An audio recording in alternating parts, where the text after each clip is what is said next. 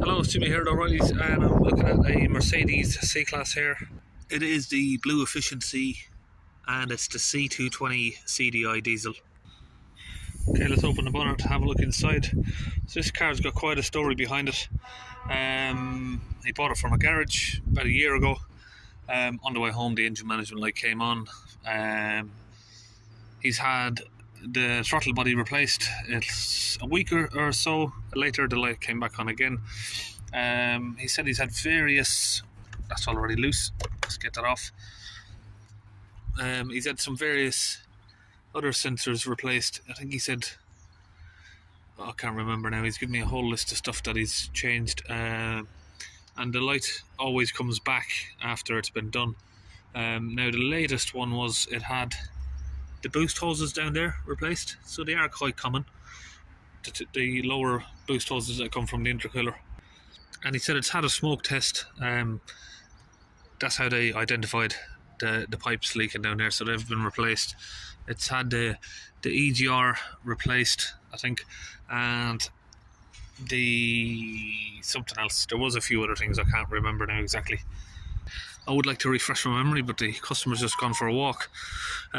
So what I'm presuming and what I've been told is, of course, the air leak from down here was cured. On the way home again from the garage, engine light came back on, and the mechanic said that, you know, he don't deal with DPF side of stuff. So I'm hoping that the problem looks like it's already been fixed, so it now just needs the DPF sorting out.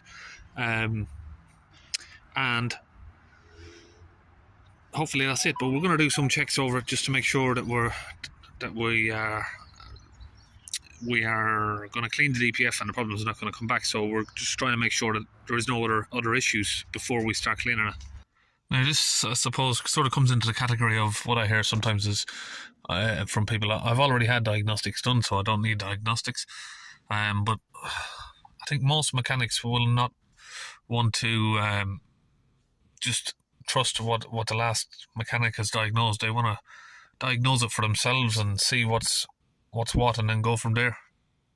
So this is the Launch Eurotab 3 scan tool I'm using. I know everyone always asks if I don't mention it, so we're going to wait for this to load up. It should take a few seconds.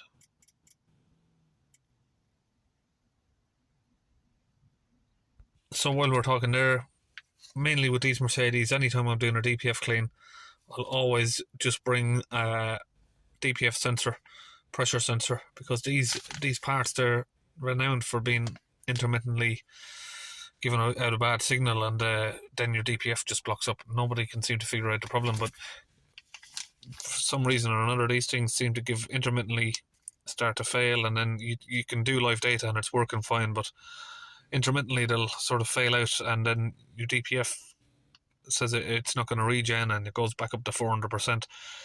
So it's always worth changing one of these. They're about 60 quid genuine from Mercedes. Okay, so we've got the diagnostic here loaded up now. There's a lot of stuff to go through there, as you can see. We're just going to run a smart detection and go through everything anyway. Okay, so it looks like the scan is finished there. Outdoor lock has a malfunction, we're not worried about that. ESP brake vacuum sensor. Some of these faults could be old faults. That's that one again. Humidity temperature sensor has a malfunction. Where's that? That is common on these. I've done one of these before, Mercedes, with the I don't know what the humidity sensor is. I don't know if that's to do with the aircon system or the exterior temperature sensor. I've done one of these Mercedes before where they had a same problem again, same as I've done with one of those Peugeots where the degrees there wasn't working. But yeah, it's working now on this one. Yeah, I didn't even see that right above it. It says it's for the air conditioning, so not worried about that. We'll go to the ECM. So yeah, looking from that, there's only one single fault there, and that's that the DPF is blocked. Okay, so I'm going to have the engine running, and we're going to go to data stream. Yeah, need to look for the diesel particle filter there. Ash content, fill level, soot content, pressure sensor right there. We'll change that over to, just a minute, HPAs. So we have 30 at idle, which is very high for a Mercedes. Should be less than 5, I'd say, on this. Ash content is 0, so that tells me someone's tried to reset the DPF. Someone has reset the DPF, because that being 0 is not right to me. Soot content is 17 grams. So basically, it's not done a regen since it's been reset, I'd say, by looking at that. Fill level is calculated at 400%.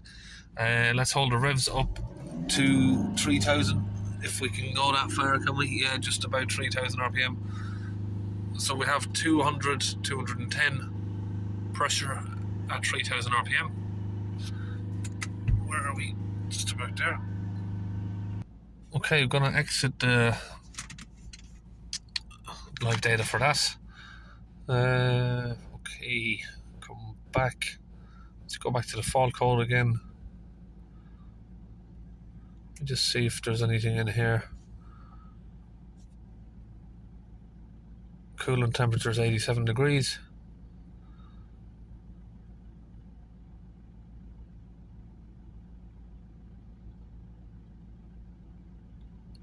Total distance since the last ash content was done was 6,500 kilometers.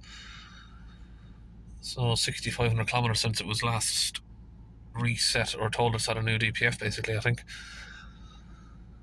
Okay, so we'll do a smoke test. From what I can see, everything else seems to be working fine, but we're going to do a smoke test just to confirm that there's no leaks anywhere in the engine before we go ahead and clean the DPF. Okay, so to do a smoke test, I'm going to go in here with the smoke tester, but we're going to clean the DPF anyway. So first what I'm going to do is I'm going to remove the ECU. So if we just grab these little wire and harness pieces here, you got little clips, you can just pull them up a bit tight. So just pull them back a bit like that. Get your fingers behind. Can't really see it in the camera, it's not very focusing very well, I'm sorry, but basically if we pull these back and up, it comes up. They're usually already a bit loose, so you can just pull them straight up, but if not, just do it like that. So using an E10 socket, you can remove these bolts here, 4 of them around the ECU.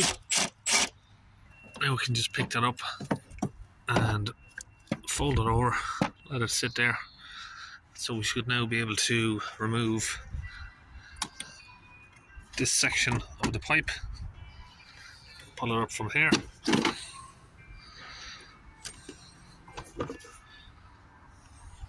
Okay, so I've got this little flexi tool here that we can use for the 7mm here on that.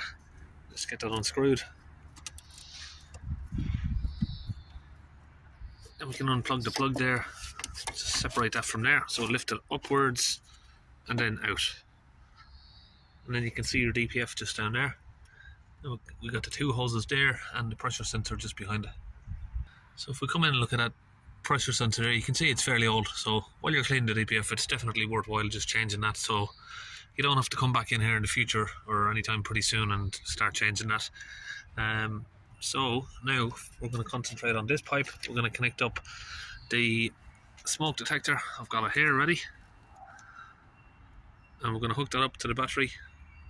So I'm going to get this bag now entered into the intake port. This one has been glued up because I did break it.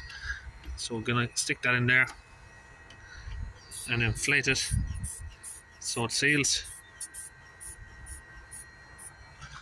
What that does is it just inflates inside there to make a seal. Okay, now we're going to switch on the smoke. Now I'm just going to wait and confirm that the smoke's coming out, and then we can attach it back to the pipe here. Okay, so that's been a fair few minutes. We haven't had any smoke come from anywhere So I think on this case I'm going to trust the previous garage have already sorted the issue, which is the boost pipes down there. So I've now got 3 bolts down here on this bracket. I'm going to loosen these out. Got 1, 2 and 3 there.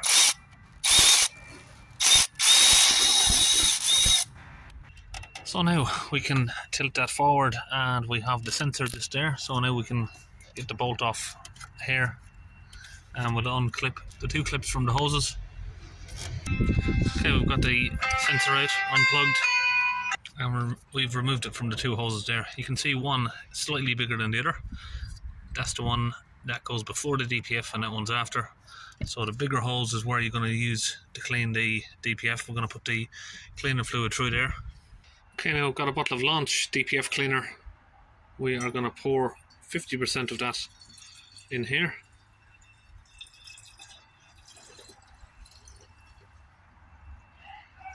It's around about 50% there. Now I'm going to top that up with 50% water. Now, I had a question before, so I'll answer that here as well. I used to use deionized water. When I first started doing it, I wasn't sure, if normal tap water would, be any harm. But I spoke to a few chemical guys and they said, listen, there's nothing in the tap water that's going to affect the DPF. And anything that is in there is going to get burnt off pretty quickly. So you are safe to use tap water. Okay, now I've got that spray gun all assembled together and we're going to hook that up to the compressor here. So the nozzle from that gun now just connects up to that hose there. So again, the bigger hose, the second hose in, and that tube now just comes back here to the gun, and we just squeeze the trigger, get all of that fluid in there.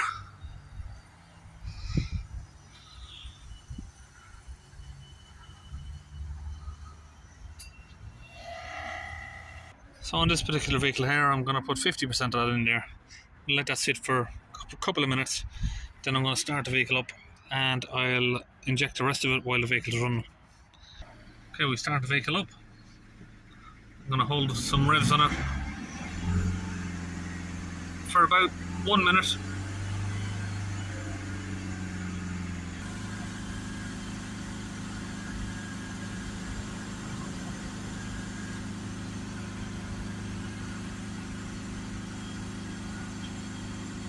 Okay, now I'm going to get out of the car and we'll inject the rest of that fluid in.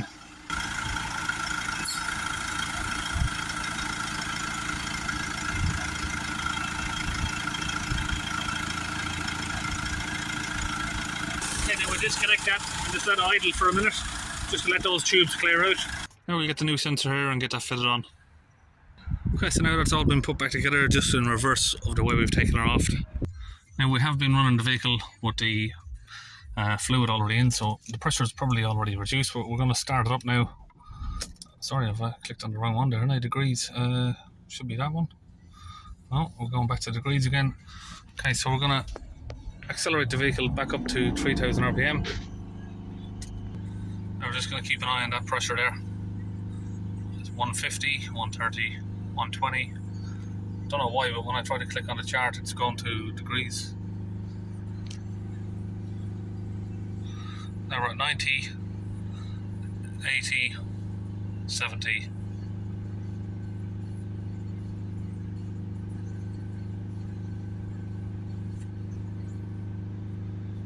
60.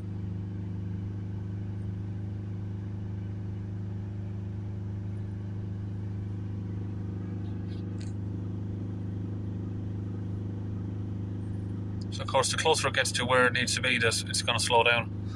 But 60 there is plenty good enough. Let's let go of the accelerator, see where we're idling at. 0. So this only jumps up in sort of 10 increments. So if you see, if we slightly increase the revs, it goes to 10. So that's probably sitting now around about 5 or 6 millibars, I'd say. Okay, so now DPF pressure is good enough. We are going to go back. So we might have other faults now if we go back and read them, because we've disconnected all sorts of stuff, airflow meters. Yeah. So now we need to go to special functions. Sorry, the screen is going off. Okay, now we've got the engine off. Teach-in process. We are going to do the drift compensations. So that resets the differential pressure sensor, DPF pressure sensor. airflow sensors, all of that.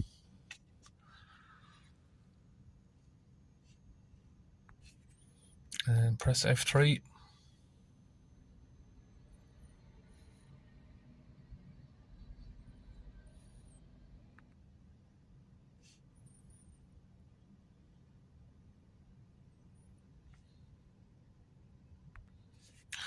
Okay, that's done.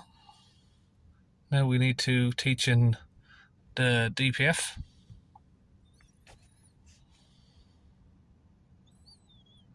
So these are the calculated statistics there before we reset it. 400%, 16.9 grams of soot. We're going to press reset on that.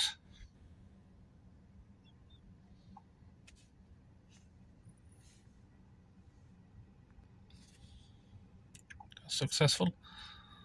So if we press back now and back again, we'll go to the, first we're going to clear the fault codes.